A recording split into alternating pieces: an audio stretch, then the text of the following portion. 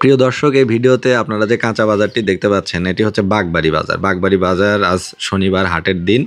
শনি, সোম এবং সম্ভবত বৃহস্পতিবার সপ্তাহে 3 দিন হাট বসে।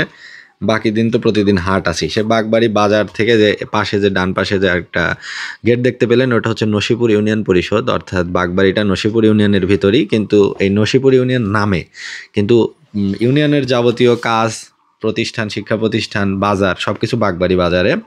তো সেটাই হচ্ছে একদম বাগবাড়ি বাজার থেকে অল্প পায়ে হাঁটা দূরত্বে, হাফ কিলোর মতো দূরে হবে। এই যে রাস্তা দিয়ে আমরা যাচ্ছি, আমাদের গন্তব্য হচ্ছে শহীদ প্রেসিডেন্ট জিয়াউর রহমানের গ্রামের বাড়ি বা তার দাদা দাদির বাড়ি দেখার জন্য।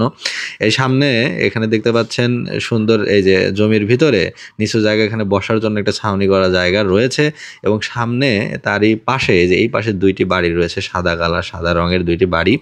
খুবই সুন্দর, আধুনিক, রুচিশীল 2টি বাড়ি এখানে করা হয়েছে। এবং এই বাড়ি দুটি পেরিয়েই, এই যে 2টি বাড়ি পেরিয়েই সামনে অল্প একটু দূরেই আমরা শহীদ প্রেসিডেন্ট জিয়াউর রহমানের বাড়িতে গিয়ে পৌঁছাবো। এবং এখানে তার দাদা দাদি থাকতেন। তার দাদা কামাল উদ্দিন মণ্ডল, তিনি এই বাগবাড়ি মাইনর স্কুলের একজন শিক্ষক ছিলেন।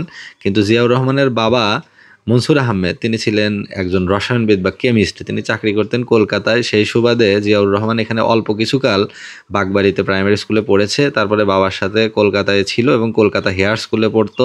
পরে দেশভাগের পর 47-এর পরে তারা করাচিতে যায় এবং সেখান থেকে তিনি স্কুল জীবন সমাপ্ত করেন।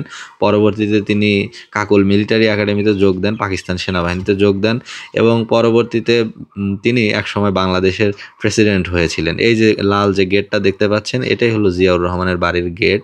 গেট দিয়ে প্রবেশ করলেই ভিতরে একটা বাড়ি দেখা যাবে, যে বাড়িতে জিয়াউর রহমানের দাদা দাদি থাকতেন।